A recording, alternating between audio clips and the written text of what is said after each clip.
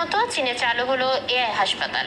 গবেষকরা বলছেন, এই এআই চিকিৎসকরা মাত্র 10 দিনে যে চিকিৎসা সেবা দিতে পারে, সেই একই চিকিৎসা দিতে মানব চিকিৎসকদের 2 বছরের বেশি সময় লেগে যেতে পারে। ভার্চুয়াল এ হাসপাতালটিতে 14 জন এআই ডাক্তার এবং 4 জন এআই নার্স রয়েছে, যাদের সবাইকে বিশেষ লার্জ ল্যাঙ্গুয়েজ মডেল দ্বারা তৈরি করা হয়েছে। 21 শতকে প্রযুক্তির উন্নয়নের ছোড়া দুনিয়া জুড়ে বর্তমান সময়ের বড় চমক হলো এআই, অর্থাৎ আর্টিফিশিয়াল ইন্টেলিজেন্স বা কৃত্রিম বুদ্ধিমত্তা। এই এআই নিয়ে চলছে বিস্তর গবেষণা। এই ধারাবাহিকতায় চীনে চালু হয়েছে বিশ্বের প্রথম কৃত্রিম বুদ্ধিমত্তা এআই পরিচালিত হাসপাতাল। দেশটির সিংহুয়া বিশ্ববিদ্যালয়ের গবেষকরা এই এজেন্ট হাসপাতালটি চালু করে।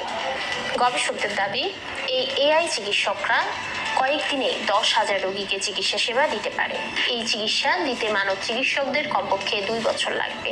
এআই ডাক্তাররা মার্কিন মেডিকেল লাইসেন্সিং পরীক্ষার মেড কিউএ ডেটাসেটে 93.06% প্রশ্নের সঠিক উত্তর দিয়েছে। তাই গবেষকদের দাবি, এই এআই ডাক্তাররা চিকিৎসা প্রশ্নগুলো বোঝার এবং উত্তর দেওয়ার ক্ষেত্রে পারদর্শী। ফলে এরা রোগ নির্ণয় ও চিকিৎসার ক্ষেত্রে তাদের সম্ভাব্য কার্যকারিতা প্রমাণ করেছে। গত বছর যুক্তরাজ্যের এক গবেষণায় দেখা যায়, কৃত্রিম বুদ্ধিমত্তার চোখের স্ক্যানগুলো মানুষের লক্ষণ দেখা দেওয়ার আগেই পার্কিনসন রোগে শনাক্ত করতে পারে। আরও বিভিন্ন রোগের ক্ষেত্রেও ব্যবহৃত হচ্ছে এআই।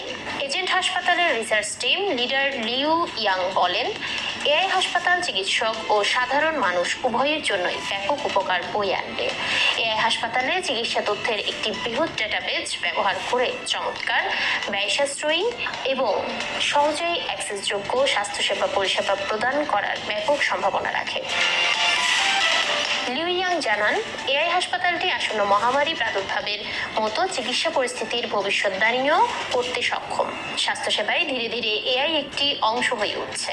চীনের তিয়ানজিন শহরে তৈরি করা হয়েছে এআই হাসপাতালটি। এখানে রোগীর যত্নের প্রতিটি ক্ষেত্রে অত্যাধুনিক কৃত্রিম বুদ্ধিমত্তা প্রযুক্তিকে একীভূত করা হয়েছে।